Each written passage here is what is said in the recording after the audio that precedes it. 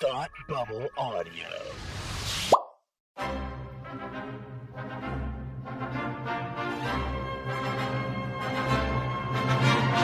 Look, up in the sky! You will never find the more wretched hive of scum and villainy. Welcome to Beer with Geeks with Tim and Frank.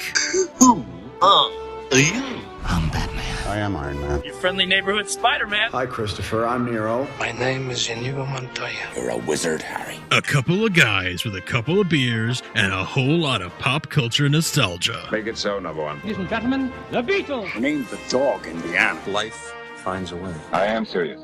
And don't call me Shirley. Now sit back and crack open a cold one, because it's time for Beer with Geeks. It comes in paints? Shaken, not stirred. Great Scott! I was way off. I knew it started with an S, though. Hi, and welcome to Beer with Geeks, where two geeks geek out with beer. I'm Tim, and with me, as always, is my wonderful friend Frank. I'll go with that. Yeah, it's fine. It's fine. It's not my best work. It'll work. It's fine. It'll work. How's it going, bud? It's very good.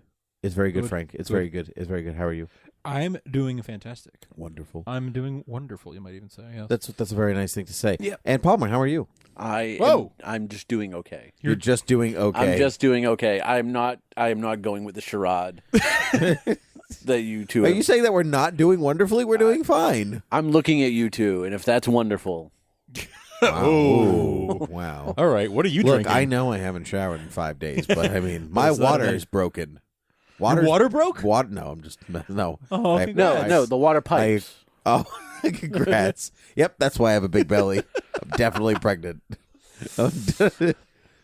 That was a pregnant pause. There was very. There was a pregnant pause There you as go. Frank asked, Palmer, what are you drinking? I really shouldn't be drinking this if I'm pregnant. Your water already broke. The damage or is for done. the past 9 months Yeah. of recording this show. I am drinking Irish Red by Samuel Adams. Interesting. I really like what Sam Adams has done with all their labels. Yeah, they've been That great. They've moved away from having Sam on the label and like putting him in funny little, like lederhosen or whatever for different themes.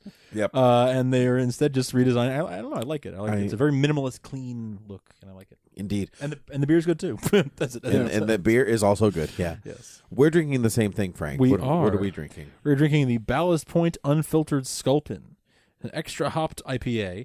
Now, they have the grapefruit Sculpin, which I'm familiar with. Yes. And I don't know if I may have never had the unfiltered Sculpin. Really? I don't like grapefruit, so I stay away from. It's a limited release. It does say that, so this must be new.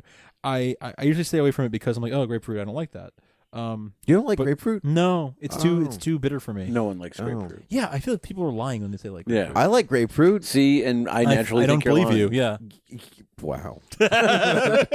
No, I just don't like my wife Marissa loves like the harpoon UFO grapefruit. She loves that. And she likes the Sculpin too. The grapefruit. Yeah. Sculpin. Just listen to it. I just have never liked the taste of grapefruit. So So what are you liking of this one? I love this because it's not grapefruit. it's the Sculpin. It's the IPA part Yeah. without the grapefruit. So I enjoy it. Behind the scenes for everyone, seeing as how I can do that because I'm not here all that often. Not only are you two drinking the same beer, Yep. but the rug is also drinking the same beer. as you That is true. We had a little mishap where Yes, we had a spillage. a beer was down. I only have overboard. so many fingers, It's and you only true. have so many hands to grab things. And I'm a clumsy man. because so. you were too busy playing with iOS 11 is what you were doing. A little bit. A little bit. Yeah. Well, that's a topic for another day. But what is a topic for today is how the best Superman movie I've seen in 11 years came out, and so we should talk about that. That's sexist, right? That's No. totally sexist. No, Frank. it's not at all. Wonder Woman was phenomenal. It was everything I wanted and more, and I'm so happy. Tell us more. It's tell a movie. me more. Tell me more. It came out. I feel like I'm doing a lot of talking and you guys are not, and I'm kind of worrying that you don't agree with me, and that makes me sad if that's true. I freaking loved it. See, I think you're lying. No, I absolutely loved Wonder Woman. Because you've been so down on DC I know, films. and that's why. But I'm such a big DC fan. I'll be first in line when they do a good job, and they finally. I'll be first in line when you get it right. And they did. Listen. This, if nothing else, proved to me. And Zack Snyder and what's his wife's name? Deborah. Yeah, because they produced. They produced and story by Zack Snyder. So it proves to me they can do a good DC heroes movie if they want to. They just haven't wanted to until now. I think they wanted to, Frank. No, I don't think they did because they didn't do it until now. So clearly they've learned some lessons and they finally did a good one. All right, so well, I'm happy. I'm still skeptical of the DC universe overall, but I'm like, okay, they did one. Maybe now they can do two. Maybe in November we're in for another. Okay, treat. well, here's why I'm saying. So this is why I'm saying I think that they wanted to, because as listeners may or may not know, do they know Palmer? You've been on the show before, right? I've been on once or twice Yeah. during conventions. Yes. Yes, great. Okay, yeah. So anyway, Palmer's back. And listeners of Supergirl TV Talk have heard Palmer many times. Right, Yes. exactly. So, very famously in our lives, I know. I am usually very down on DC. no, people don't get sarcasm when they don't know you. They don't know you that well. One of Palmer's very favorite movies is Batman v Superman. I know. And so BVS DOJ, as he calls the whole thing. You got to have the Dawn of Justice in Yeah, there. it's just not the whole title without it. Right. So, so those movies do speak to people, and I think I sit in the middle of you two, where Frank's very down on them, and Palmer's very up on them, and I think they're good. I think there needs to be some improvements, but they're definitely good. Yeah. And so I think they are. So I think they are made for a very particular crowd. So that being said, Frank is totally on board for Wonder Woman and what they do, I'm and totally what there they've for done. Yep. Palmer, what are your thoughts? My thoughts are almost like Frank's. I thought it was really good. 4.5 stars. Okay. It's probably my second favorite DCU movie. Okay. I liked DCEU. Right. Well, Right. DCMU. Whatever we want to call it. Yeah. The official is DCEU. Yeah. The E makes no sense. Man of Extended Steel, universe. Man of Steel, BVS DOJ, Suicide and now Squad. Suicide Squad, and now Wonder Woman. Yep. So out of those four, this was your second favorite. Yes. Your first was BVS DOJ? Yes. Okay. With Man of Steel, maybe beating out Suicide Squad, although I really liked Suicide Squad. I did too. I thought it for what got it an did. unfair rap. I thought it was pretty good. But I mean, it got the character right. It got the character right. Wonder Woman, you mean? Yes. Yes, it got it right so much. And we joked about it when we were sitting when me and Tim went to go see it in the theater. We were joking about it back and forth. Like, you feel Jeff Johns. Yes. Jeff my God. Yes. Jeff Johns Yeah. doesn't get any credit for writing, doesn't get any credit for, like, Even acting. Yeah, he got like a special thanks or He something. co-wrote He got a the special- script. Did he really? He co-wrote the script. He didn't But get a it's- writing his- credit, though. But his credit's not in there. But if Alan Henberg, I think, wrote the script. I Okay. think that's his name. Heinberg, something like that. I could use my one lookup, but I'm not going to. He talks about, thank you, Jeff, for the opportunity to co-write this movie. Oh, wow. And yeah, so, but I don't think Jeff wants the credit because he's president. Yeah, so he's overlooking the. He's the got film. he's got a lot of credit for other Yeah. things. Like, he has no reason to get credit for writing as well. Is he like the Feige now? He's the Feige. Okay. Yeah. So I'm and sure this is the first movie under his whole tour, Yeah, because okay. he came in part of the way He through came in Suicide Squad. at the end of Suicide Squad. At the end of at the very end of Suicide Squad. So this is his first I'm in charge movie, and you could feel, because after a while, you could feel his fingerprints all over. So after a while, totally. I would just turn to Palmer and wag my fingers every time a Jeff Johnsism showed up. Like, a lot of the back and forth felt very Johnsy. Like, even if he didn't write it, it was obvious that they looked at his scripts. Yes. And like Gail Simone and some of the better Wonder Woman writers, or even better comic writers in general, and saw how snappy the dialogue was. Totally agree. The mythos, I'll give you, Rucker's really good with the mythos. I haven't been that high on his current run. I haven't either. To be honest, I haven't either. I don't think his current stuff's that good. I didn't feel a lot of Greg Rucka in this because his stuff's kind of heavy. Yeah. His stuff's kind of heavy. There's a lot of Perez in this. There's a lot of George Perez in this. Perez, yeah. Well, Patty Jenkins, the director, said specifically, like, people were like, "What did you run from? Like, where did you pull from?" And she said Marston's original run, which you can definitely feel, especially when they're talking when they're on when her Diana and Steve are on the boat, and she said, "I've read all 12 volumes of the and they're talking about men aren't important for they're not important for pleasure, but only for reproduce. Like that's all early Marston stuff. But it was George Perez and his run on the character that really pulled in the Greek mythology because that really wasn't a thing until then. Unbelievably, it wasn't until 1985 that somebody said maybe she should work with the gods and stuff. Well, I mean, to be fair, in the 70s, she went through like the hot pants and the she went through the depowered stage and all that stuff. But before in Marston's run, it was a lot of World War II stuff, Dr. Poison, all that stuff, and then she went through I'm Steve Trevor's girlfriend stage in the 50s and 60s, and then in the 70s was her depowered stage. So then it was George Perez that really did this whole like she's part of this Greek pantheon. Was that post-crisis that became a thing? That's post-crisis. Yeah. Okay, that makes sense. Yeah. So the clay thing is all the way back in the 40s, made from clay. Yeah. But the spoilers for Wonder Woman moving forward. But the Zeus's daughter is a New 52 thing. Yeah, I knew that, and that she was told the clay story, right? But the Zeus thing was the truth. That's New 52 again, which is not a John's thing, but that's the thing where you kind of go fingers. Yeah, because he's so good at bringing together continuities. Yeah. Although with the New 52, was it the Finches that kind of got rid of the clay thing? No, it was Azzarello. It was Azzarello. Yeah. Yeah. Because I know when Rucka came on, it was like I think this stuff is no longer happening. Well, he came on after Rebirth, right? Right. He came on after the Finches. So the Finches. So basically, I think his run is basically like every Themyscira that she's gone back to visit has not actually been the real one because she can't. Or so any story that she's been told, anything isn't valid because she's never been back to the real place. Which I was kind of interested in at first. In fact, I thought that the first issue of Wonder Woman post Rebirth was like my favorite of the first wave of Rebirth comics. Yeah. And the story has just sort of gotten stale for me since then. I've actually suggested this to people because they are now coming out in collections. They separated his weird past and present story.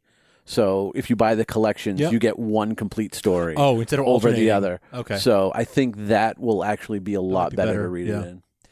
Going back for a second, so I'm very excited that there is finally, we had the Halle Berry Catwoman, we had Elektra, we've had a couple of female-led superhero movies. None of them good. Notice how no one remembered those up until like this week. Right? Everyone's like, Wonder Woman's going to be the first female-led superhero movie. What about those two bad ones? Yeah. Right. But they were not. They're not very good movies. good. They're not good movies. Elektra's not terrible. To be fair to Elektra, it's not an awful movie. It's not a great movie. Not a great movie. It's just a movie. Yeah. But it's not really anything. Yeah. Catwoman is an awful movie. Terrible. It's an awful movie. But then this movie has so much going for it. It has we talked about how the story is great. It's got Jeff Johns' fingerprints on it. The story is great. The recombining of the retelling of the origin, why the Amazons exist, where are the gods, why Themyscira is there. All that stuff has Jeff Johns' fingerprints all over it because he's so good at taking an old history and rewriting it to make sense. Right. Yes, exactly. He's so good at exactly. So why the Amazons exist, why they're kind of powerful but not powerful, why Diana is different than the rest of them, like all of this stuff. It's got his fingerprints written all. It's all over it. Yeah. But I think that director Patty Jenkins, she is the first woman to be directing a major superhero. Who else? Second. I read an article this past week that said she was the second, and I think Thor Dark World, because she was originally supposed to be on Thor Dark World. She was supposed to be on Thor Dark World. And she got replaced, but I think she also got replaced by a woman. No, really? She did not. No, the guy, I can't remember his name, but he was a Game of Thrones director, and he also did Terminator Genesis. So maybe Elektra or Catwoman. I know Catwoman has Catwoman has a French director. It's a guy. Elektra. Maybe Electra. I'll use my one lookup for that. Yeah, I've at least the article, and even I sat there and was like, "Who's the other one? Who's the other one?" Because the article didn't say. Well, much like Wonder Woman is not actually the first female-led superhero movie. She's it's definitely the best one. Yeah, and she is the first of this wave, of this current wave, right? Right. To get to helm a movie, the cohesive unit, exactly, and the first woman to helm a superhero movie about a female superhero, and I am just like, my heart like bursts with the same way when we watch Supergirl. And obviously we have a separate podcast about that, but when we do, my heart just bursts with joy whenever I see like women who I know, women online, talking about how much it means to them. Little girls, dressed up as the characters, like I saw a picture on Twitter. I saw a picture on Twitter this weekend. It was a comic writer. Lexi Alexander directed Punisher Warzone. Okay. Oh, that was a good movie. She was the first. Yeah, that was a good movie. It is a good movie. That's an underrated movie. It's very violent, and that's why people were down on it. And it is kind of very comic booky, which was not. And it was direct to video. No, it wasn't. I saw it in theaters. Well, you saw it in the one theater that was showing it. I saw it like 2 minutes from your house. Okay.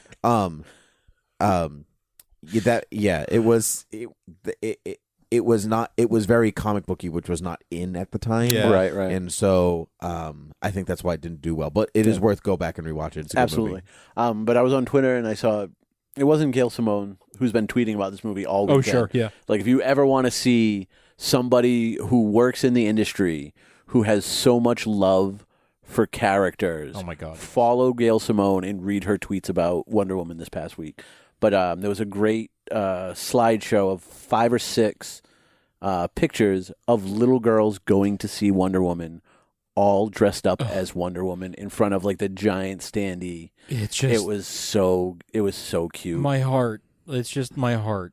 The first time you see Themyscira in the wide view, I was already crying. It's just amazing. It's just there's not representation, and I think we're seeing more and more just how important representation really is. Mm-hmm. Where just like everybody deserves. Look, and if the past year of cinema has proved that female-led movies can make money, Force Awakens, yes, Rogue One, like, despite anybody's feelings, whether you liked them or didn't like them or whatever, they were successful films. They were very successful films. They were loved critically and by most people, and they are female-led.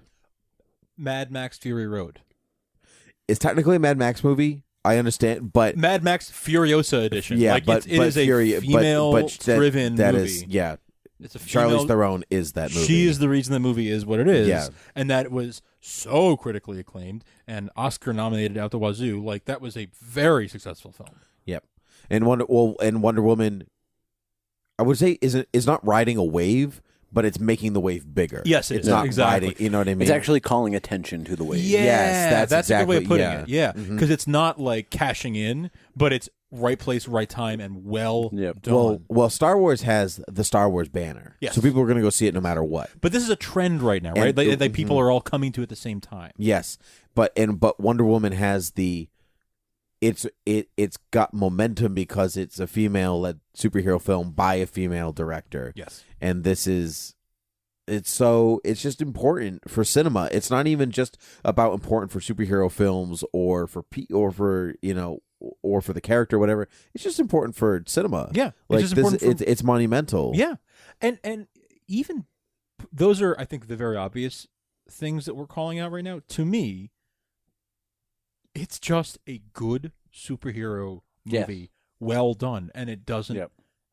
On another level, it almost doesn't matter that it's a woman who directed it and that it stars women. It's just a good superhero story. And oh, by the way, she happens to be a woman. And oh, by the way, the woman was the director was that's actually been my sticking point in the back of my brain this whole time since the first article showed up. Like, directed by a woman. Yeah. It's kind of been bothering me. I'm like, I understand why everyone's saying it because it matters, because it matters. It matters, but at the same time, it shouldn't matter, and that's why it's bothering me. Yeah. why did it take us this long? Right. It's really like this should have been. We shouldn't 50 be having plus this, years ago. Right. We shouldn't be having this conversation in 2017. Right. They should have been having it in 1937. Yes. But here we are. All these years later. Yeah. So it's been bothering me that like that's the press around it. Yeah. But the press around it has also been like, hey, this movie's great. Yes. And here's why. 93% on Rotten Tomatoes, something like that. I think like it's 94. 94. Did it go back up again? Up there. It did. We don't have to look it up. The point is, Yeah. okay. The point is, it's way up. It's 93. It's 93. But know what it is? Rotten Tomatoes critics scored 93%. Flickster user score 93%. There you go. Yeah. So that's never even. This morning and yesterday it was at 94 because it was even with the first Iron Man.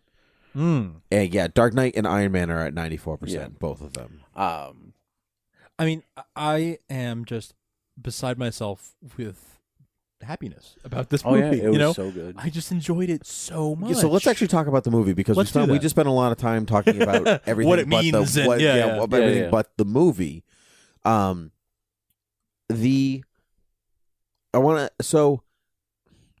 don't know. There's actually so many places to start here. So maybe let's start with plot. Let's look at plot. What is the plot of this movie? Yeah. The plot is Steve Trevor, lands on Themyscira or washes up on Themyscira after, trying to outrun the Germans who he stole a notebook from because he is a spy in this movie. I'm a spy. I'm a spy. He's the best spy ever. Yep. Well, Slash of Truth. What are you gonna do? and Diana believes that Ares is the cause of World War I, and she feels she needs to stop him by stabbing him with the God Killer sword. Right. Yep. So she leaves Themyscira. I do feel like we got cheated out of like the contest that typically happens to choose what I kind of thought that too, except that we kind of watched it in her training sequence. Yeah. That was basically what the contest would have been, and so it doesn't really bother me. Yeah. And you have Robin Wright Penn, Robin Wright again, training her, who was awesome. She was great. Awesome. She's great no matter what. So I've seen this movie twice. Oh, nice. I saw it. I'm jealous. I saw it on Thursday with Palmer, and then I had somebody who wanted to go. So when Palmer and I saw Guardians, this person wrote on my wall, my Facebook wall, was like, and you didn't invite me. Just kind of joking. I was like, well, you can join us for Wonder Woman if you want. He said, okay, great. So I said, this is when we're going to Wonder Woman, and he couldn't come. So I said, oh, well, I mean, if it's good, I'll probably want to. It's probably going to be good. I'll probably want to see it again. So if you want to go, and he's like, Friday, June 2nd. And I was like, okay, well, I guess I'm going again. And so I saw it Friday too, and I had different emotional reactions to different things. Oh. Each time I watched the movie, different things hit me as important or emotional, which we could talk about as we're going. Would you say it has good rewatch value? Oh, it has great rewatch value. Yeah. I loved it. I liked it a lot when I saw it the first time. I loved it the second time. That's what I anticipate. Yeah, well, that happens with I was trying to explain something with superhero movies. Like, it's like total input. Like, I don't know how you guys watch them, but like, I'm trying to look at everything. Yes. All at once. And I'm trying to absorb dialogue and body movement and plot, and it's so much input. It's kind of jarbled in my brain, and so then I need to see it again now that I've got like everything's there to kind of get everything. Because then you can look for the little references and little Easter eggs, the comic book things that and like you can enjoy the setting and all the other stuff because now you know the story, or see where things connect together, and like the first time I saw it. The stuff that she says to Ares at the end, about love, it's about this. The first time I didn't remember that Steve had just said that to her 5 minutes ago. Okay. Yeah. Because I'm like trying to absorb all this stuff so the second time I was like, oh yeah, right. I get that it. impact. It's fine when she says it and it's good, but it has so much more emotional resonance when you connect that together. And I just missed it the first time. Stuff like that. But even like watching Connie Nielsen's performance, when she's talking to young Diana and she's like talking about the God Killer and all this, like watching her performance, knowing that Diana is the God Killer is very interesting. She's giving a very layered performance that you wouldn't get if you didn't know. Right. That I'm excited to see again on my second watching. She might be. I mean, there's a kind of a lot of stand out. Like, wow, you did a great job in this movie. Like from looking everyone, at you, Etta Candy. Looking at you, she was so great. Yeah.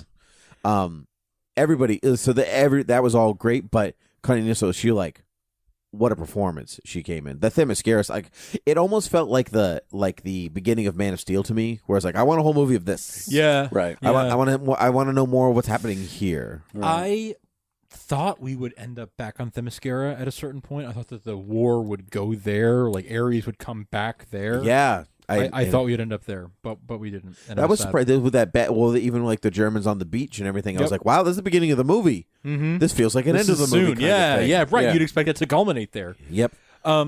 What did you guys? What did you feel about the romance and the way that it was handled? Because you want to see an independent female character who doesn't need a man, right? But there is a romance. Yeah, in this film. I mean, there's definitely a romance, but it doesn't. It takes a back seat. So here's the thing. This is being independent and being a strong person doesn't mean you have to be alone. No, that's true. That's true. And so I don't think this movie plays it like she needs Steve to get to the front. But she doesn't need him emotionally. Okay. You know what I mean? Right. She chooses to open herself up emotionally to him. With that. I agree. And I think that distinction is very clear in this film. Yes, I agree. But it's still a difficult position. What, being on top? Usually. Yeah. But of the world. You don't want to make it seem like Steve is necessary. I think he is necessary. He's certainly necessary to the plot. Yeah. I mean, she doesn't leave the island if it's not for Steve. If Steve doesn't show up, they never leave. Right. So, I think, but to be this movie is about Diana's journey as a warrior, as a person, as all these different aspects of who she is, and Diana's biggest thing, she says it multiple times in the film, is that the best way to solve the world's problems is to love. So if Diana doesn't experience all kinds of love, then her mantra means nothing. Right. And so she needs to experience that for all of it to make sense. That's an interesting when you put it that way. I really like the way you said that because I was struggling with maybe 2 or 3. I love this movie. There were 2 or 3 things that were kind of bothering me. You talking about the implied sex scene? No, it didn't bother me. That actually bothered me. I didn't think it was necessary. It wasn't done gratuitously though, and if you were a kid, it would have gone over your head. You know what? Oh yeah, absolutely. You know what it felt like to me? What? Because this movie, obviously, everyone said it parallels. When was this? When they're in the after the fight in Belgium, when she crashes through the church, which was a whole different kind of imagery. That that crossed my mind, but I was like, that's probably just me thinking. I think it was just me too. But I heard someone else on another podcast say that. So, did you? Yeah. Oh, okay. Well, somebody said. Well, at least some of us are thinking it. I was like, that they're making a statement. I think that's kind of what I thought too. It's like they're making a statement about steeples. Yeah, don't like them. Don't like steeples. Less of those. Less steeples. But anyway, so after they dance and she sees snow for the first time, he brings her up to her room, and then he's about to close the door and leave, and then she kind of goes, and then she kind of looks at him, and he kind of looks at her, and then he closes the door and he stays inside. And they start making out, and then it fades out. And then it cuts to the exterior of the hotel. Where the hell was I? I don't know. You were watching the movie. Okay, I don't remember this. I thought you were kidding. I honestly do not remember the scene. But that's what I'm talking about. Like, this movie has this rewatch. This rewatch I was so fixated on the snow. There you go. Well, no, that didn't bother me so much. Really, that was fine. But what did bother me a little bit was like, so wait, she's got the love of her mother and all these people, like this tightness. She's a life of loving people around her. Absolutely. And then it's not until Steve that gives her like that love is what gives her the push she needed at the very end of the movie. That sort of bothered me. I was like, it's not until she meets the right man, you know what, that she has what she needs. I don't see it. But when you put it that way, now it's like the full right. She has every piece of the puzzle. I mean, you don't pine for your parents. You don't love. You know what I mean? Your parents like when you started, when you fell in love with your wife, that's not the same kind of love that you have for your mom, hopefully. No, you're right. Yeah. Also, I'm trying to think of a pun on Pine and Chris Pine, but I just couldn't get there. Palmer? She pines for him. She has the love of her mother. And you're right. She has the love of the other Amazons. But let's not forget, she's a princess. How much stock do you really buy into the love of your people? Well, that's a cynical take that probably has some merit too. But that's true. But this is definitely from the Themyscira. We have to go off of the Themyscira that we've seen, right? Because we've talked about this Frank and I have talked about this on the podcast before. That superheroes are natural intertextuality. So every time you see Wonder Woman, an image of Wonder Woman, you subconsciously or consciously think about everything you know about Wonder Woman, every story, right? So when you see Themyscira, you think of all the politics that you've ever read about in a story about Themyscira and about Wonder Woman, but you can't bring that into this fold because that might not exist in this world, right? And so the Themyscira that we see in this film is a fully functioning, well-rounded society where they work things out, and there doesn't seem to the worst political or the worst backstabbing that there is when Antiope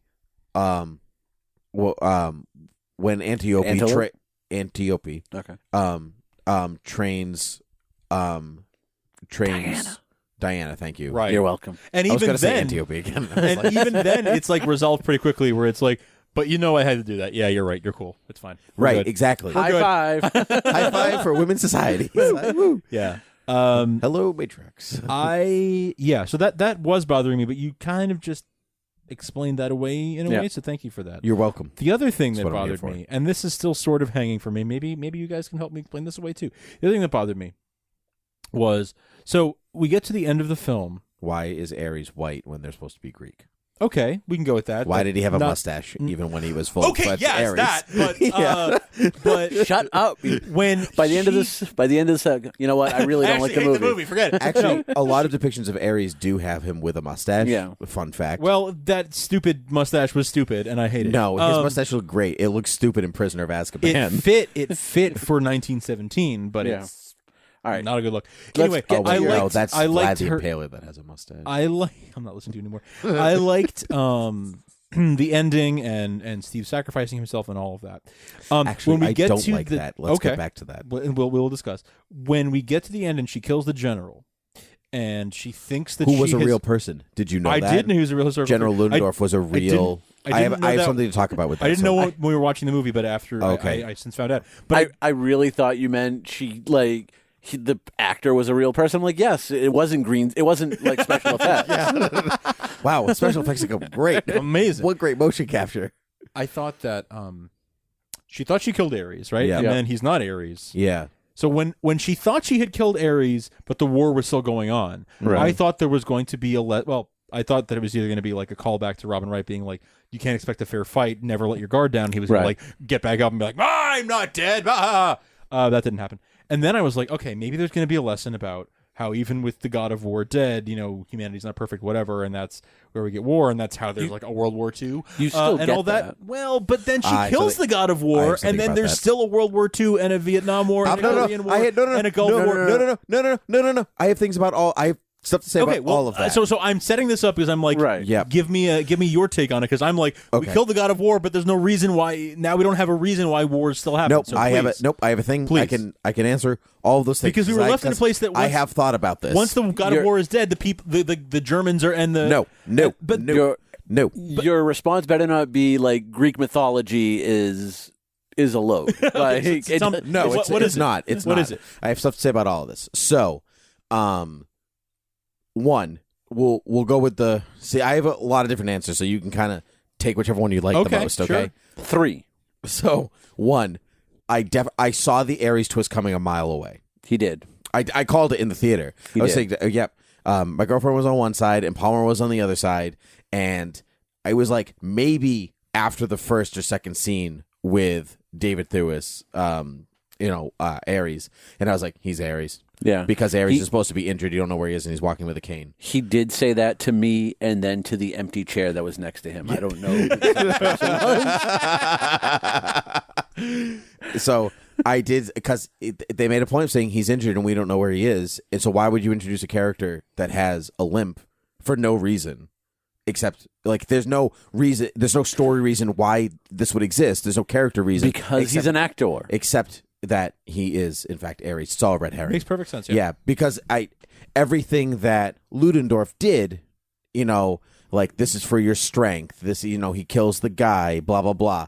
I'm like, you're the obvious answer to Ares. Sure. Right. And this movie is more clever than what you're giving me. Sure. And so I thought he was very Jeff John Fingers. I thought he was very Red Skull the whole time. So I was like, this is like way over the top if this is really Ares. And that's why I just knew it wasn't. I knew it wasn't right. So anyway, I was proud of myself because when Ludendorff died, and then they both sitting on the side of me, total silence, and then she looks down and David Thewis is in the box. I was just like, I just threw my hands up and I like moved I jazz hands. I was like, I did this. I told you. I ruined movies. Anyway, so unruin the part where when Ares dies, somehow that doesn't invalidate. Okay, so there's a couple of different ways. There's a couple of different ways to look at this, and this is not. I don't think this is the right answer, but so Ludendorff was a real general. Okay, so Dr. Poison was not a real woman. No, she's not a real we know human. of. She was a real woman. She wasn't a real person. You mean? Yes. Yes. Yeah. Good. Actually, Dr. Poison in the comics used to pretend to be a man. Right. And she used to. That's why, like, the green that she wears and the goggles she used to wear to pretend to be a man, so she could do her dastardly things for the Nazis. Because they wouldn't take a woman seriously. Because they wouldn't take a woman seriously. Yeah. Also, you mentioned Nazis. It's worth noting that she was a World War II. Because Diana's initially World War II. Although I think World War I makes sense. I think it makes more sense. Way more sense. Way more sense. I loved World War I. World War II it's clear who the good guys and the bad guys are. World War I is a little more ambiguous because it was just a whole bunch of Europe falling apart. Yes. Right. That caused this war. It wasn't really so much about good guys and bad guys. It was just treaties falling apart. Right, which is why this movie is. This movie is really good about not making the Germans the bad guys. Yes. Yeah. Like it just makes not the point. It just really makes two particular Germans the bad guy. Dr. Poison and Ludendorff. Right. They're the bad guys. Right. It's very clear. It's also very interesting that they never really know about each other. I kind of liked that like they're like Diana's goal is to get there, but they don't know. Yes. Like they're following their own path. Yes, which true. is not typical storytelling, but I liked that. So Diana kills Ludendorff. Okay, Ludendorff in real life was part of he started this propaganda after the war was lost that it wasn't. Germany didn't actually lose the war, but it was like betrayed by people like civilians on the front, and this was one of the main propaganda tools that Hitler used to kind of start his regime. And so if Ludendorff dies, that component doesn't exist. Are you saying there's no World War II? Maybe there's no World War II in this universe. Okay, so that's okay. That's not my real one. I'm just saying that's my interesting. That's my interesting idea. Right, we're not choosing that one. What's your next one? It's off the wall, but okay. The second thing, Ares very specifically says, I didn't do this. I didn't create this war.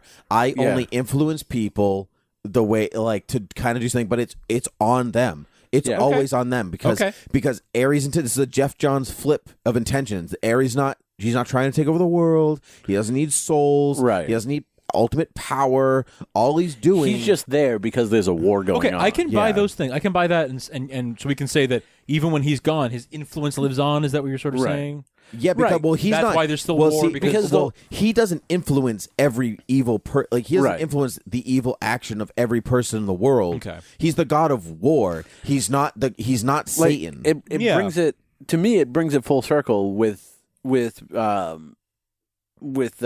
Queen Hippolyta even telling Diana that when you go out, I said it, Diana, that when you go out, they're not going to be what you think they are.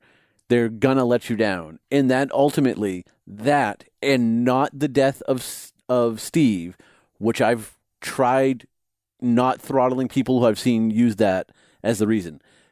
The fact that they let her down and they are a warring people even without Ares is why she becomes disillusioned and doesn't do anything for years. Ares originally corrupted them. That's part of the story that Yep. with like the 3D Renaissance painting, which Yes. is super cool. Which So great. also might tell us what that Aquaman's trident is Poseidon's trident. Because if you watch I wasn't Ares, watching that I noticed this the second time. So like Ares kills all the gods, Yeah. right? Which also might open up why we have new gods in the DCEU because Ares kills them all. So now there's new gods. So there's new gods. Oh, I love that. Oh Yeah. man. Oh, bring on the fourth world, please. Yeah, isn't that man. No, don't bring on the fourth world. All right. You're getting it. We'll discuss. I don't want it. Darkseid is the fourth world. That's a thing. No one knows that. Yeah, I don't. Okay. I don't care. Whatever. Yeah, yeah. Everyone knows that. It's happening. Yeah, I just said it. All right. I love that. I Okay, love that. so when he's killing all of them, you can see Poseidon flying, and you can actually see his trident like moving away Stop. off screen. Oh man, I can't wait to see this Yeah, again. and it shows it a lot. Like I was like, oh, that's cool. Oh, wait, it's there again. There it goes. Oh, it's falling in the ocean. Yeah. So like, well, that's interesting. They added a scene of there's it. a man in the ocean picking it up. Yeah. Oh man. Sebastian and Flounder are carrying it to somebody. Yep. So, Oh man, that's okay. Good so eye. I think it's actually. So I think it's like this is also like what's bridging the connection between the Atlanteans and Poseidon, nice. because the war of the Amazons with the Atlanteans and the fourth world, Darkseid, and Apocalypse, that we've seen bits of the trailer in Yes. Justice League. Yes.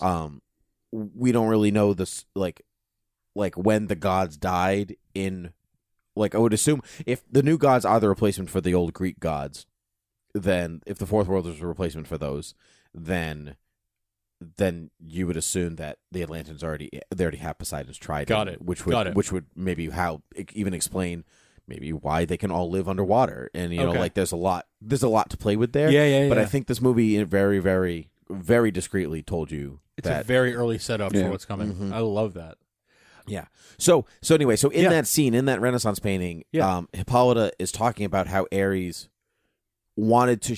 Ares saw Zeus's creation as imperfect. Yep. So all he means to do as the god of war is to show his fellow gods that imperfection. Like it's not about like. It's like he already sees it as bad. Like they're already doing bad things, Right. And while the other gods are like, oh. Them. Yeah. Don't worry about it. They'll figure it out. Ares is like, no, actually, they're terrible, and let me show you how, and I'll make them do more stuff. And so they can. So all other wars that exist, Ares doesn't start them. He just thrives off of them because that's what he's trying to show people how awful they are. Okay. Yeah, because if he's He's the reason, like Jigsaw from the Saw movies. If Look how he's- terrible you yeah. are. Let me Yeah. show you. if he's the reason okay, behind it, then people just like, oh, it's Ares making them do it. It's Well, I get that like they were very explicit about the fact that he's not making them do it. Right. He's just guiding them. Like, here, let's have a truce. But like, that's just a decoy. I really want you to keep like. Right. I get that, but I guess it still seemed like he was not causing these things to happen, but he was somewhat responsible for planting for the urging of having those things happen. And so Well, even without him, it felt like those things should still. no, that's just have a you. place to happen. It's just me. Okay, that's fine. so Okay, that's so there's definitely like you can even see his influence in the movie. Like there's a scene where Ludendorff shows up at Dr. Poison. I think it's the second scene with Dr. Poison, and a little like breeze rustles some papers, and she picks up one of them, and she's like, "Oh, I've got it. It's hydrogen." Oh, sure. Right. Ares does stuff like that. Yeah. It doesn't. So you know what I mean. So it's not even like him as. It's not even. It's not even him as a human being. Like Right. Yeah, doing a manifesting, thing. yeah. Right. It's like it's things like that could be chance. Right. And so so if Ares is dead, any other terrible thing that's happened is just because people stink. And so Diana's mission as an Amazon is to show love. That's why the Sure. Amazons were created. It Yes. says it in the Renaissance painting. That's what Hippolyta says. So with or without Ares, her mission is no different, because people are no different. You know, Okay. you can have somebody, you can have a bad thought yourself, like, oh, maybe I'll cut out of work early today, you know, or you could have somebody at work be like, hey, let's cut out of work early today. You can still have the thought on your own, Yeah, or yeah. you can have somebody say it to you, but either way, the thought is going to get in your head sometime. All right. I need to see it again for what you just said to sink in for me, but that starts to make a little sense. Yeah. I think once I've seen it again, then I'll be able to like match up what you said to all the moments that it happened. I think you're really placing too much emphasis on Ares. Yeah, I think I am. And I think maybe that's because the point really is that people are terrible, and she's here to show them there's a better way. Yeah, and I think you're placing too much. I think you're innately seeing people as ultimately good, and that's what's throwing you off. But which is fine. That's great. It's a great way to live. But the film is telling you that otherwise people can be pretty terrible to one another. Yeah. Without spiritual influence. And I guess that is the lesson that she kind of learned, was that like it's not people are. She wanted to think that people were ultimately good, but Ares was ruining everything. Right, because the whole time she's like, no, it's Ares. You need to take me to Ares. And then she learns at the end that it's like people are a little good and a little bad, and like people are a mixed bag. They're not all bad, and that's kind of the thing about them. But you can be a symbol to them of hope, right? And that's something that I feel like these movies, the DCEU movies, have lacked up until now, was this sense of hope and the uplifting nature. I agree. They've tried to say it. Like tried to say it, like but Man I of feel Steel, like Man of Steel. There's a guy says literally flying around with a symbol for hope on his chest. Yes, but, right. But yes, it doesn't. But his dad told him to not save people, right, and his mom told him you don't owe this world a thing. Yeah, so that's my problem. That's the thing. So I agree with you there. So the difference is that like those movies are saying it, but they say it, but they don't act on it. Right. Where this movie says it and it acts on it. Right. And that's actually the difference. And that because everything else, because Palmer and I were saying like the other movies are like they have jokes. They're kind of funny. You know what I mean? Like they have Suicide Squad, especially. Suicide Squad. There's a lot of fun. Yeah, there's a lot of fun in that movie. There's a lot of fun in those movies. Something like BVS, not as much, but it like. They said BVS. You mean BVS DOJ? You forgot the title. BVS DOJ. Yeah. Sorry, but they even said like this is our dark movie. This is our very dark one. You know, and so there are, you know, so this movie is definitely like you could tell it's like a we heard you, but movie. But we can deliver what we want to do, what we've been trying to do, and what you want at the same time. And like look, like that's great because like this movie is still this like felt a very DC movie. It felt like I want them to feel like it still has visual dark elements. It has thematic dark elements. Yeah. But overall, it's a story about hope, and it brings out the best in this character. Yep. She is all the best things. The things that when you said before, Tim, when you think of Wonder Woman or when you think of Themyscira, when you see that. As a comic book fan, as people who know these characters in these places, you conjure up like everything. Your Rolodex, your mental Rolodex goes off, all the things that you think of that character. I saw all those things in this character on screen in this movie. I think it helps that, but I didn't see that in BVS DOJ for the other characters. Right. I think it helps that this movie essentially takes place before everything else, 100 years before. So you have the ability to have that hope. When you get to BVS DOJ. You've had a Batman who's been through the ringer and essentially broken down physically and mentally. And then with the emergence of Kal-El and everything that happened because of it, he's been pushed over the edge. Batman's been very much pushed over the edge. Yes. And this Superman lives in a world where while the Kents loved him and really wanted what was best for him, they were very skeptical of how the public would react to this person. That's for sure. And so, two things on that. Yeah. I think you're absolutely right on that. I don't want to tread too much on other movies, but so if you look at Wonder Woman as the pinnacle of hope, right? This movie is like the pinnacle of hope in their world. Don't forget, after this, according to BVS DOJ, she abandoned the world. Yes. Right, because we didn't live up to her expectation. Right. She's still growing in her own way. So for 100 years, the world declined from that moment. You have have World War II. You have Vietnam. Right. You have the Korean War. I know not in that order, but you know maybe in this world it wasn't that order. So you know, and you you slope downward with all that stuff. Right. And the death of Superman is the bottom. darkest ultimate pit that you can get to in that deep slide.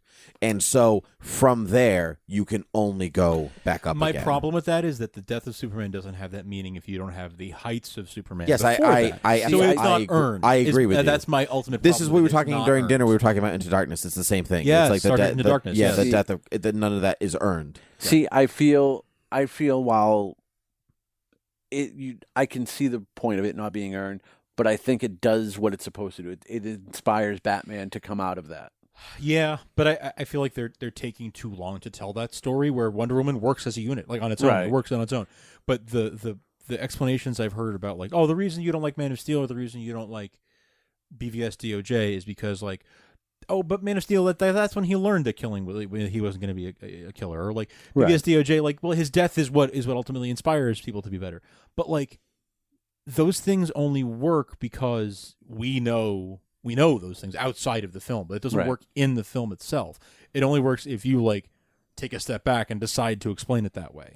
But Wonder Woman works on. You could see this movie without seeing the other movies, and it works on its own. Yeah, but I feel like BVS DOJ or Man of Steel, you almost need to see them as part of. They're definitely movie A and movie B. And probably they won't even be fully contextualized until movies we haven't even seen yet come out. Until Justice League. I think Justice League is ABC. They have the Iron Man 2 problem, whereas Iron Man 2 came out and everyone went, ooh, this is too much setup and over confusing. But if you go back and watch it now, you're like, this is nothing. This is old hat. It's the same idea.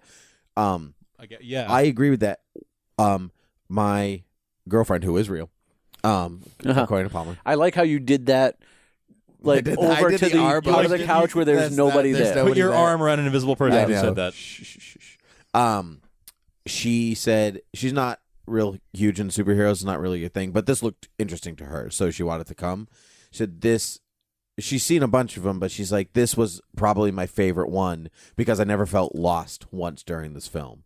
She said other ones that I've seen, like, I felt like I was missing out on something. Like, I just didn't quite get everything they were talking about. This is the first one that I've seen where I totally got it. That's actually a very interesting point. I want to. Was she referring to Marvel movies as well when she said that? Yeah. So that's a great point because one thing I think this movie did better than Marvel, and I think Marvel has been sort of the gold standard up until now, but at least in this current wave of superhero movies, I think what this movie did better was it didn't bog you down too much with this universe's continuity. Yep. You had the photo, right, which is a carryover from VS.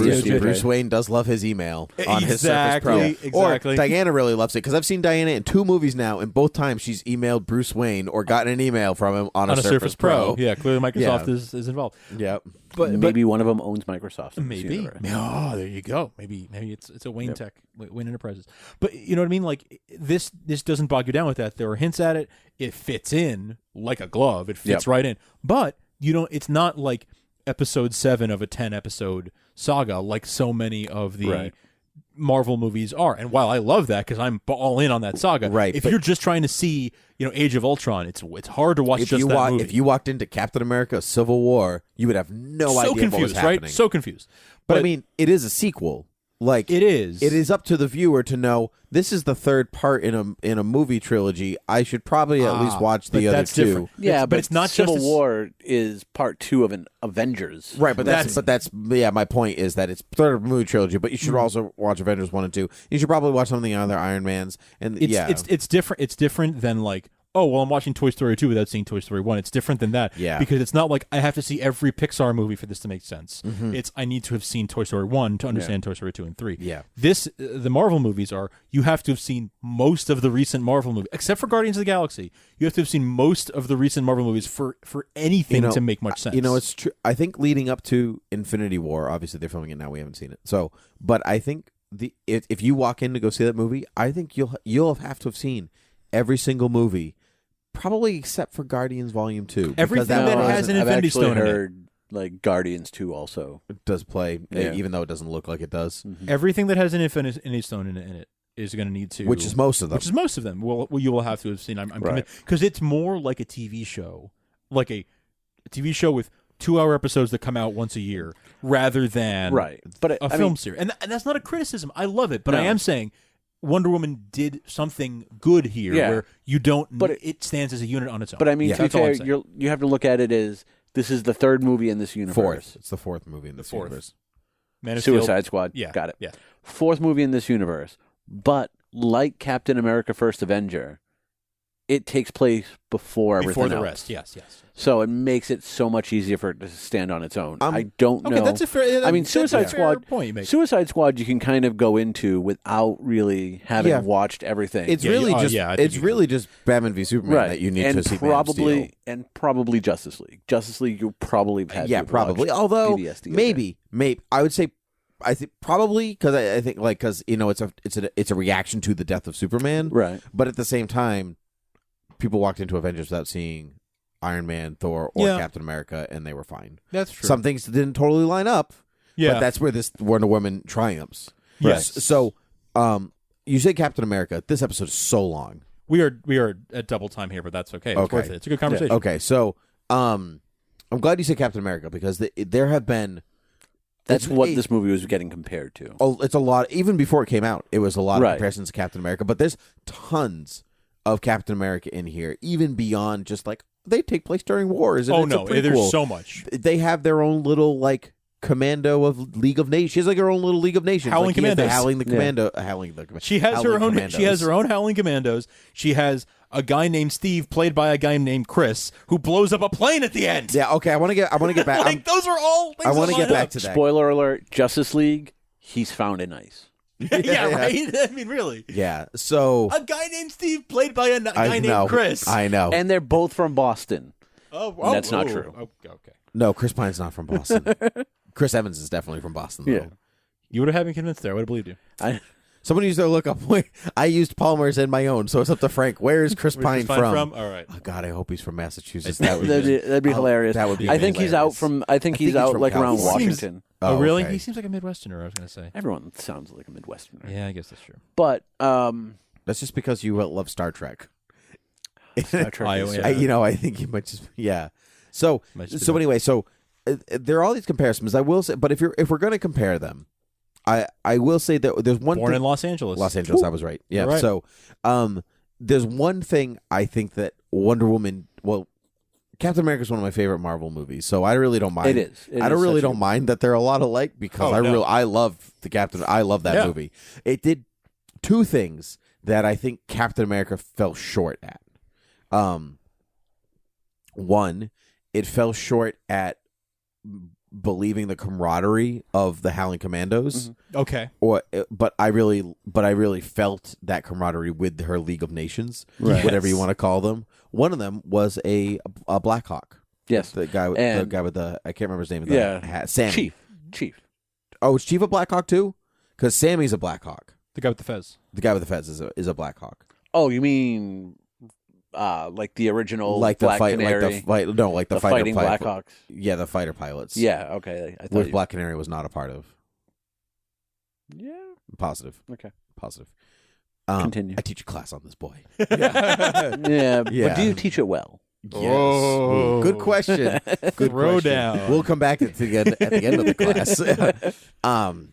So I thought it worked well there that they just didn't feel like cannon fodder. Yep. Right. Like they were actually characters, and like they all had their own emotional tracks and reasons in this war and stuff like that.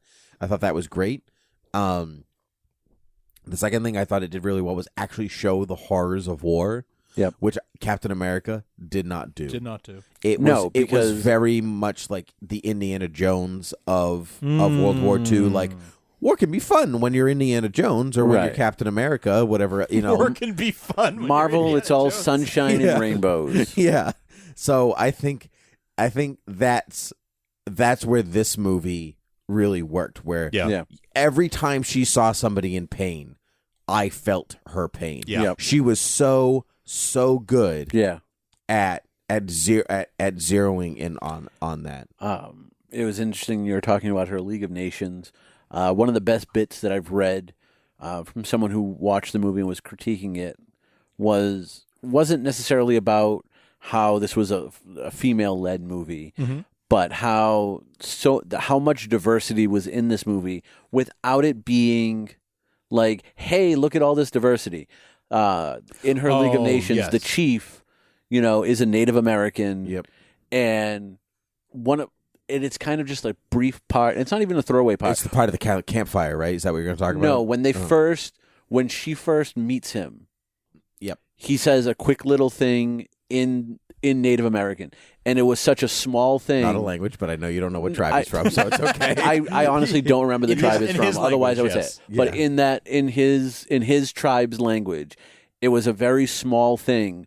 But this person who was, I believe, from that tribe was just like, they were like, if he did nothing else in the movie, if he just walked off screen and never came back, like, that was one of my favorite moments of the movie. Wow. And the fact that, like, this small, like, the character had stuff to do. Yeah.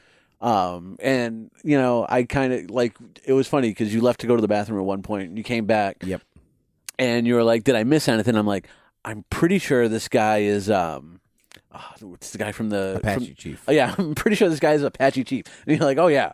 But, I mean, like, this character spoke to this person so much. And it just goes to show, like, how much diversity was in this film without it feeling like it didn't have to trump it up. Yeah. It was just part of the film. There's that scene which I missed because I was in the bathroom, so I got to see it right the second go around. Also a benefit of going to a movie sure twice. yeah was the scene around the campfire where everybody's sleeping except for Diana and Chief. Right, and they sing row row row row row your boat. They did not. And so there's a lot of rows. Right, it's called a reference. Yeah. Where she talks about, like, who are you fighting for?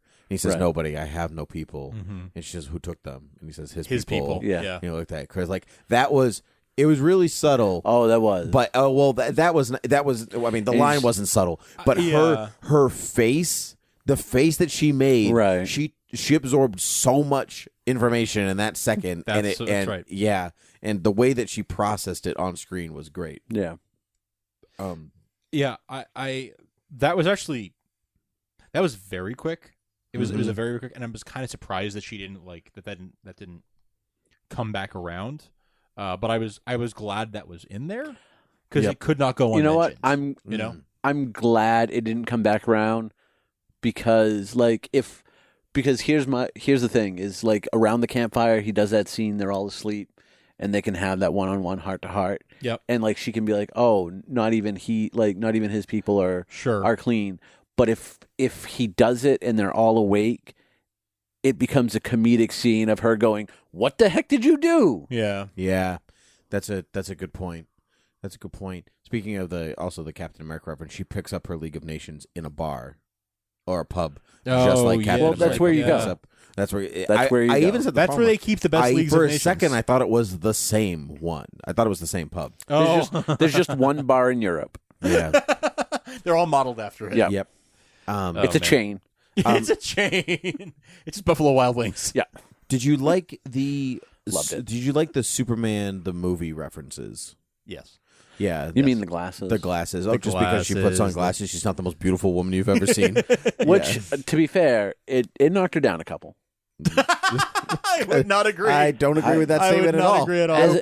As a glasses wearing person, I agree. You're crazy. You're crazy. Gal Gadot, as I've heard the name pronounced so many times, and I've heard her pronounce it in a few shows, and it's Gadot, not Godot, not Gadot. It's Gadot. Gadot. And if I'm wrong, well, I'm wrong, but I've heard her say it all the times. I thought I went back and watched the extended version of BVS DOJ after having seen Wonder Woman, right. Specifically, mostly for her, because I wanted to see. I remembered her being the best part of that movie for me. The she was a really good part. I'd probably agree with you. Okay, great. So, but she was my favorite part, and I wanted to see it again. And the stark difference, in a good way, where she was in Wonder Woman, she was. I don't want to say naive because she wasn't really naive, Right. She was a little naive, but she was a little more on the naive side because she was. When it comes was not, to the Ares stuff and the nature of human nature, she how was do you definitely fight in this? Like that kind of stuff. Yeah. Just she didn't know our culture. She didn't know Western culture, right? But then baby. I loved that. But then contrast that with how confident and smart and kind of conniving she can be in BVS DOJ, and how she she gets Bruce's, disc and puts it back in his car without him knowing, and all that kind of stuff. She's come a long way in 100 years, and I love just how she's almost completely two different people because it's 100 years apart. Yep. I love that it's not exactly the same, but it's similar enough that you can see how she got from A to B. Yeah. And there's a whole middle part that I hope we get to explore at some That point. we'll never know because the sequel will just be current. Actually, Patty Jenkins did say that the sequel will be current. Will it really? Yeah. I'm a little bummed about that because I'd like to see her somewhere in the middle. No, because she gave up on humanity for 100 years. Yeah. I get it. I also felt like Steve dying was kind of good. Like I was like, it was kind of necessary because he wasn't going to be in a sequel. Yeah. Is it necessary for me to drink my own urine? No, but I do anyway because it's sterile and I like the taste. There's some things I don't need to know about you. Yeah, sometimes You guys want to see Dodgeball? No one's ever seen it. You're missing out. I hope that's not true. All right, we are officially past the double. Okay, point here. sure. Okay, so if that's the case, Yeah. we need to go on for another half an hour. No, Okay, just okay. no. We cannot go on without mentioning the No Man's Land scene. That was like phenomenal. Well, that's so. Oh, yeah. So I said I had different emotional reactions to Yes, things. please. So the first time I saw the movie, I welled up when Antiope died. Oh Because yeah, I wasn't expecting it. yeah. And I just was like, oh my God, like she's Right. dead. Yeah, Jim. absolutely. Nice. The second time was No Man's Land. Yeah. It took me to watch her full arc in the movie to go back to it to feel that resonance with her walking up those stairs. Probably because I've seen it so much in the trailers or whatever. You know what I mean? Like I've seen the moment so much, I was a little desensitized to it. I understand that. I know what you mean. Yeah, well, again, I wasn't really tracking her journey, just her. I was watching the whole thing. Yeah. So The first time I was like, oh, that's the scene from the trailer. yes, that's You know? that's the scene from the trailer. The Yeah. second time, I was like, oh my God, she's doing it. Yeah. And I got emotional. I welled up again because I cry in movies I felt about All the that time. scene. all the time. I felt about that scene the way I feel about a good Superman movie. Like when Superman saves the space plane in Superman Like Returns. the first time you hear da, da, da, da, da. Yes, like that. I got so excited and I got that that feeling that feeling in your heart where you're like, he's doing it. Where it's just like, Batman's doing the thing or You're Superman's doing the thing it, Peter. You're doing or it. whatever. Yeah. Like whenever I get that way when I watch Hook when he flies again. Okay, great. It's that same Great. like, he's doing different. it. There's different movies do it for different people, and I got that feeling in this movie, which I haven't felt in a DC movie in a very, very long time. So I am grateful to Patty Jenkins for making me feel that way. Yeah, and that's what you want from these characters. That's what you want from these movies. Yes. Very quickly, I know we're really over. Please, please. The death of Steve. Yeah. Really emotional. It made sense. Again, it all makes sense. What doesn't make sense is I think he could have just landed the plane elsewhere. Yeah. No, we already pulled that trick with Dark Knight Rises. No, well, see what Dark Knight Rises. So two things. So Dark Knight Rises is the bomb. The bomb's going off. Right. That's different. There's a time. There's a countdown. Captain America, the controls are broken. He cannot control the plane. It's going down. Right. The plane works fine, Steve. Just go land it over there. Yeah. He doesn't know how to fly, He's a pilot. but not of that specific plane. He's a he's a pilot. I wouldn't buy that. And I didn't think Nice of it. try. I didn't think of it in either time watching the movie. It was only afterwards I was like, wait, there was no reason. Apart from we have to get rid of the gas because it's very dangerous. But again, you could probably figure out a way to get rid of it without just blowing up the plane. But where are we now? We're in Belgium or Germany at this point? We're in Belgium still. Is there an uninhabited place he could land that plane? It's a plane full of fuel. Antarctica. He could just fly anywhere. But it's got a time bomb on it. It's going to go off, right? I don't. That plane is going off. Yeah. Oh, okay. I missed that. Yeah. I feel better about it now. Yeah. I missed that there was a time. I didn't think there was a timer. Yeah, and because that's why I was like, the whole point was that to release that gas over everything. Right. So it was just. I thought it was a manual control where it would just fly to a certain someone place wasn't just going to throw out vials here and there. Well, no, but they could have. it was on a timer, done something like that. so it's going to go off at a certain point anyway. So I don't think he could get far enough away before That's the it. timer goes Okay, off. then never mind. My whole thing is muted. I feel way better about his. Okay. Yeah. Because I didn't think of it either time, and then but on reflecting, I They was showed a little gauge that was like a little clock. Oh, I missed that. However, he blows up the plane. Yeah. Won't the gas just get into the atmosphere at that point? I think we just hand wave that away where he's high up enough that it doesn't. It's the atmosphere. It's not going to. Gas isn't going to float dissipate, down. It's going to dissipate. And two, he is not releasing the gas. He's blowing it up. Right. So he's making it he's literally combusting the thing. So it's not going to work. He's burning it up. Yeah. It's not going to work. Okay. So. Yeah, I thought he handled I thought Chris Pine handled that scene really well. You can kind of again see the wheels turning in what he did. But Chris Pine, unlike when he died in Into Darkness, so he learned. It was prep. It was prepping. It was all prep. I could do it that way, or I can do it good. We do this way. Chris Pine, I think, is an underrated actor across the board because everyone always goes, "Wow, Chris Pine, you're great." Yeah. Understand how good he is. Like nobody really gets it. Yeah, he's so good. Probably because when he's in these big movies, they need him to play a very particular kind of character. Sure. You know, he's the Indiana Jones of this movie. Yeah, he's like or the Michael Douglas in Romancing the Stone or whatever. You know, he's the say some funny things, throw a punch. Have a good heart. Be that guy. Yeah, but I've seen him be in some stuff where he is unbelievably good. Yeah. He is usually really good. Yeah. I liked the Steve Trevor because he wasn't Steve's normally when you see him he's kind of a womanizer, whatever. And this one he's kind of like a reluctant womanizer where he's like, yes, I've been with women. Yes, it's not polite. I just know. Yeah. But he's still a gentleman. He's still. I don't think the CG in this movie was great. No, I agree. There were moments where she jumps up to it didn't look great, and it's like, oh, I can see when it went from being a person to being CG. She moved weird. Yeah. Every time it was a fully CG rendered body. There were weird. Moments. I was actually. We had that discussion, and that's how DC is kind of chosen to show them doing these superhuman things. Because I've noticed the same thing with Superman. Yeah. And that's what they've decided, which evidently, I mean, it's consistent and right, wrong, or indifferent. I actually like it. It is consistent. I will say that it is consistent across the board. Since Man of Steel, you can tell when they're not quite real. I thought the lasso looked kind of weird. Didn't have a lot of heft to it when she was moving it around. So I thought it kind of. But I think that's the point because it's magical that it wouldn't. That it would just be a leaf on the wind. Sure. I always kind of imagine it like a real lasso, like a rope, like a rope. And right. it's maybe it's lighter, so that's good. Really, what did you think of Ares' outfit?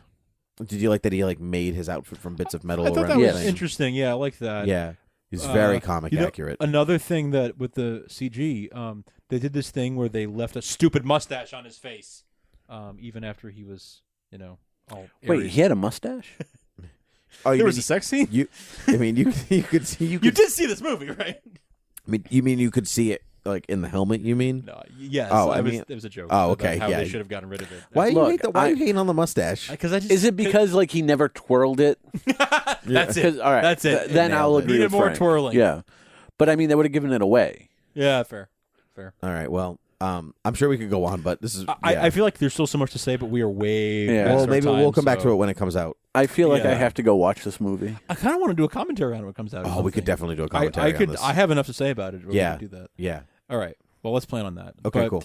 In the meantime, you can find us on the internet at beerwithgeeks.com, at thoughtbubbleaudio.com, at beerwithgeeks on Twitter. You can also check us out on Facebook, Beer with Geeks. Of course, email us, beerwithgeeks@gmail.com. Find us on all the places where you find your podcast, whether that's the Stitcher, whether that's the Overcast, whether that's the Satchel podcast player, or whether that's good old Apple Podcasts, where you can leave us ratings and reviews. You could just leave us a 4 or 5 star rating. That's fine. Or if you want to spend a couple extra minutes and tell us what your favorite part of Wonder Woman was, please do, and leave us a longer review as well. #mustache. #mustache. There we go. Yeah, we want to see your #mustache iTunes reviews. But thank you, Palmer, for joining us and giving us your thoughts. No, you're very welcome. Thank you for having me. Yeah, absolutely. And thank you, Tim, for explaining things to me about the film and making me feel even better about a film that I already loved. You're very welcome. All right. All right. Well, until next time. Until next time. Cheers.